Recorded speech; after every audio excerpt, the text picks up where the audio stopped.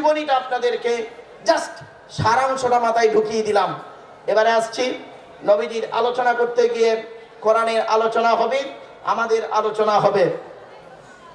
সৃষ্টিকর্তা বলছেন, আমি তোদেরকে সৃষ্টি করেছি হিন্দু মুসলিম। মনে রাখবেন, আজ আমি আপনাদের বলে যাচ্ছি এই পূর্বস্থলীতে বর্ধমান জেলা, হুজুর এই বর্ধমান জেলায় এটা এই পূর্ব বর্ধমান জেলায় পূর্বস্থলীতে আমি বলে যাচ্ছি, আজ আপনাদেরকে অনুরোধ করে বলে যাচ্ছি, মনে রাখবেন যতদিন বাঁচবেন হিন্দু মুসলিম কাঁধে কাঁধ মিলিয়ে চলবেন। কেন জানেন? শুনে নিন। আপনারা কি জানেন হিন্দুদের রক্তের ভিতরে মুসলমানদের রক্ত আছে, আর মুসলমানদের রক্তের ভিতরে হিন্দুদের রক্ত আছে? যদি বলেন প্রমাণ, আজ আমি প্রমাণ দিচ্ছি আপনাদের। শুনুন, আপনাদের এলাকায় ব্লাড ডোনেশন ক্যাম্প হয়, রক্তদান শিবির হয়। আচ্ছা, ব্লাড যখন নেওয়া হয় তখন বলা হয় নাকি এই ও হিন্দু ওর রক্ত আলাদা কর, ও মুসলিম ওর রক্ত আলাদা কর? বলে নাকি? আরে ব্লাডের মধ্যে কাস্টের কোনো ডিভাইডেড থাকে না, ব্লাডের মধ্যে কালারের কোনো ডিভাইডেড থাকে না, ব্লাডের মধ্যে জেন্ডারের কোনো ডিভাইডেড থাকে না, ব্লাডের মধ্যে গ্রুপের ডিভাইডেড করা হয়। ব্লাডের 4টে গ্রুপ, এ বি, এই সি নয়, জানে না সি বলছে, অনেকে আবার দেখবেন C A B C D বলে, এ বি, এ বি আর ও। আবার বলছি, ভালো করে জেনে নিন, এখানে অনেক মানুষ বসে আছেন, দাঁড়িয়ে আছেন, হিন্দু মুসলিম, ওর নিজের ব্লাড গ্রুপটা নিজেই জানে না। ঠিক না? ঠিক। অনেকে নিজের ব্লাড গ্রুপটাই জানে না। এ বি, এ বি আর ও, প্রত্যেকটার মাইনাস প্লাস। একটা হিন্দুর রক্তের ভিতরে 3টে জিনিস পাওয়া যায়, লোহিত কণিকা, শ্বেত কণিকা, অনুচক্রিকা। As a same, no difference. একটা মুসলমানের রক্তের ভিতরে ওই 3টেই পাওয়া যায়। কিসের হিন্দু কিসের মুসলিম মারামারি ঝগড়া করেন? এ হিন্দু, এ হিন্দু, মন্দিরে গিয়ে যাকে ঈশ্বর বা ভগবান বলে ডাকো, তাকে জীবনে মন্দিরে পাবে না। হে খ্রিস্টান, গির্জায় গিয়ে যাকে গড বলে ডাকো, তাকে জীবনে গির্জায় পাবে না। হে মুসলমান, গালে দাড়ি মাথায় টুপি দিয়ে মসজিদে যাকে আল্লাহ আল্লাহ বলে ডাকো, ও আল্লাহকে মসজিদে পাবে তো? চলুন দেখি, আমরা 3 ধর্মের মানুষ সৃষ্টিকর্তাকে খুঁজতে বেরোই। সৃষ্টিকর্তা নিজেই বলছেন, আমাকে খুঁজতে তোদের যেতে হবে না, আমি কোথায় আছি জানিস? এই কোরআনে জানিয়ে দিয়েছে। শুনে নিন কোথায় আছেন সৃষ্টিকর্তা। কোথায় সৃষ্টিকর্তাকে আমরা পাবো? তিনি নিজেই বলছেন, ওয়ালাকাদ খলাকনাল ইনসানা ওয়া না'লামু মা তুওয়াসবিসু বিহি নাফসুহু ওয়া নাহনু আকরাবু ইলাইহি মিন হাবলিল ওয়ারিদ। 26 নম্বর পারার 18 নম্বর পৃষ্ঠার 1ম নম্বর লাইন, সূরার নাম সূরা কফ। সৃষ্টিকর্তা বলছেন, মানব জাতি, হে মানব জাতি, আমি তোদের সৃষ্টি করেছি, তোদের মনের মধ্যে ভালো মন্দ যা কিছু আছে সব আমি জানি। তোরা কোনোদিন ভাববি না আমি সৃষ্টিকর্তা অনেক দূরে।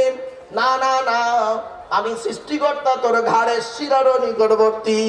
একবার অন্তরের অন্তঃস্থল থেকে আমাকে ডাক দে, আমি আল্লাহ তোর ডাকে সাড়া দেব। ওয়াইদা সাআলাকা ইবাদি আন্নী ফাইন্নী করিব উজিবু দাওয়াতাদ দাঈ ইযা দাআন ফালিয়াস্তাজিবু লি ওয়ালিয়ুমিনু বিহি লাআল্লাহুম ইয়ারশুদুন। 2 নম্বর পারা 7 নম্বর পৃষ্ঠার 8 নম্বর লাইন, সূরার নাম সূরা বাকারার মধ্যে আল্লাহ বলে দিলেন, ওয়াইদা সাআলাকা ইবাদি, হে নবী, আমার বান্দারা আমার সম্পর্কে যখন তোমাকে জিজ্ঞাসা করবে সৃষ্টিকর্তা কোথায়, তুমি খালি এতটুকু বলে দাও, আন্নী ফাইন্নী করিব, আমি সৃষ্টিকর্তা তোর খুবই নিকটে আছি। উজিবু দাওয়াতাদ দাঈ ইযা দাআন, তুই একবার আমাকে অন্তঃস্থল থেকে আমাকে ডাক দে, আমি তোর ডাকে সাড়া দেব। আমি যদি তোর ডাকে সাড়া দিই, তোর উচিত হবে তুই আমার ডাকে সাড়া দে। ফালিয়াস্তাজিবু লি ওয়ালিয়ুমিনু বি, তোর উচিত হলো আমাকে বিশ্বাস করা। আর লাআল্লাহুম ইয়ারশুদুন, তাতে করে তুই কি হবি, সঠিক রাস্তাটা পেয়ে যাবি। তাই আমি হিন্দু মুসলিম সকলকে অনুরোধ করে বলে যাচ্ছি, মনে রাখবেন সৃষ্টিকর্তার আরাধনা উপাসনার পদ্ধতিটা আমাদের আলাদা হতে পারে। মানুষ হিসেবে প্রত্যেকেই কিন্তু আমরা আদমের সন্তান, ঠিক না ঠিক? চলুন, সৃষ্টিকর্তা নিজেই বলছেন, হে মানব জাতি, তোদের আমি কিভাবে সৃষ্টি করলাম একবার চিন্তা কর। ওয়ালাকাদ খালাকনাল ইনসানা মিন সুলালাতিন মিন তিন সুম্মা জাআলনাহু নুতফাতান ফি করারিম মাকিন। 18 নম্বর পারার 1 নম্বর পৃষ্ঠার 12 নম্বর লাইন, সূরার নাম সূরা মুমিনুনের 12 নম্বর আয়াত। আমি সৃষ্টিকর্তা মাটির নির্যাস থেকে তোদের তৈরি করেছি, বাপ আর মায়ের মিলনের মাধ্যমে ওই পানিটাকে আমি আল্লাহ তোর মায়ের পেটের ডাইসে সুন্দর করে রেখে দিয়েছি। আর কি করেছি, সুম্মা খলাকুনান নুতফাতা আলাকাতান ফাখলাকুনাল আলাকাতা মুদগাতান ফাখলাকুনাল মুদগাতা ইযামান ফাকাসাউনাল ইযামা লাহমা সুম্মা আনশানাহু খলকান আখর। আমি সৃষ্টিকর্তা তোর মায়ের পেটের ভিতরে ওই পানিটার 40 দিন পরে রক্তপিণ্ড করেছি, তার 40 দিন পরে মাংসপিণ্ড করেছি, তার 40 দিন পরে হাড় তৈরি করেছি, হাড়ে আর মাংসে সুন্দর করে লাগিয়ে দিয়েছি। আমি আল্লাহ তোর মায়ের পেটের ভিতরে সুন্দর একটা আকৃতি দান করেছি। চলো আমরা এখন মায়ের পেটে এসে গেলাম, কি হিন্দু কি মুসলিম সকলেই মায়ের পেটে এসে গেলাম। খাওয়ার দায়িত্ব কার? জোরে বলুন।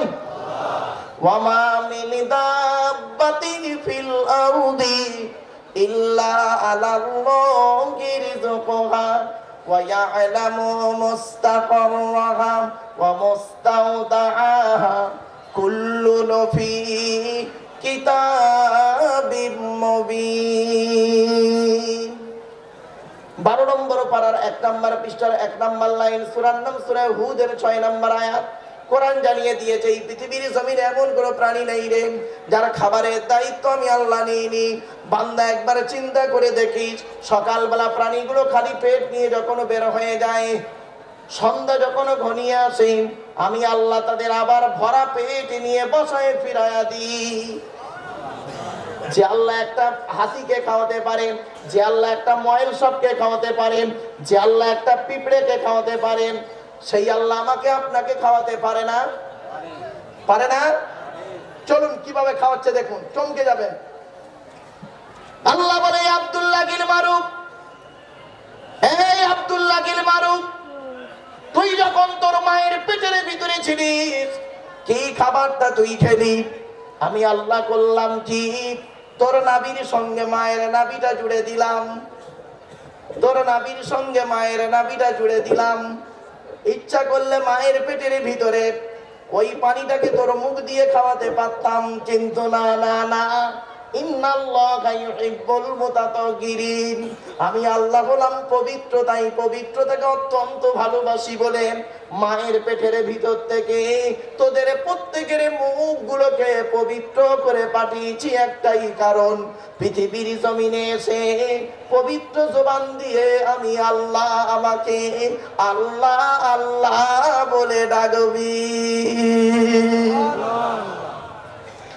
যে আল্লাহ আমার আপনার মায়ের পেটের ভিতর থেকে মুখটাকে পবিত্র করে পাঠালো, কি হিন্দুর বাচ্চা কি মুসলমানের বাচ্চা, কি দাড়িওয়ালা কি বেদাড়িওয়ালা, শিক্ষিত কি অশিক্ষিত, মায়ের পেটের ভিতর থেকে এসে পবিত্র জবানটা এনে এই নিচের জিনিসটা সবসময় মুখে লেগে আছে, ঠিক না বেঠিক? নিচের জিনিসটা সবসময় মুখে লেগে আছে। বেটা ছেলেদের দেখবেন প্রায় সময় একটা কথা বলে, কি শুনবেন? রাগ করবেন না কেউ, হিন্দু মুসলিম শিক্ষিত অশিক্ষিত রেগে যাবেন না দয়া করে। দেখবেন ম্যাক্সিমাম জায়গায় লোক কি বলে শুনবেন, কথায় কথায় শালা, কথায় কথায় শালা বলবে। শালা, তুই কোথায় থাকিস বে শালা? মানুষ না শালা, অন্য কিছু শালা, পাগল কথা করে লেখাপড়া করে চাকরি পাবি, এ শালা বক্তা কি বলছে শালা বুঝতেই পারিনি, চল শালা বাড়ি চল যাই। এই তালবের সহায়কার লয়াকার সালাপ, দন্তের সহায়কার লয়াকার সালাপ, মোদানের সহায়কার লয়াকার সালাপ, কশালা হলো? সে বলে 3 শালা। চলো একটা সালাদ ধরি, তালবেশ হয়ে গেল একার শালা। এ শালা মানে স্ত্রীর ভাই শালা নয়, ওটা হলো শ্যালক থেকে সালাম। তালবেশ হয়ে গেল একার শালা শব্দের সঙ্গে যখন কিছু জুড়ে দেওয়া হয় মানে হয় কি শুনুন, পাঠশালা, কর্মশালা, ধর্মশালা। মাথায় কিছু ঢুকছে? এরপরে আল্লাহ বলে, শোন বান্দা, এই পৃথিবীর জমিনে তোর বাপ তোর কি ভালোবাসে, তোর মা তোর কি ভালোবাসে, তোর বাপ আর মায়ের থেকে আমি তোর সৃষ্টিকর্তা 1,00,000 গুণ বেশি ভালোবাসি। একটা প্রমাণ দেবো? এই দেবো?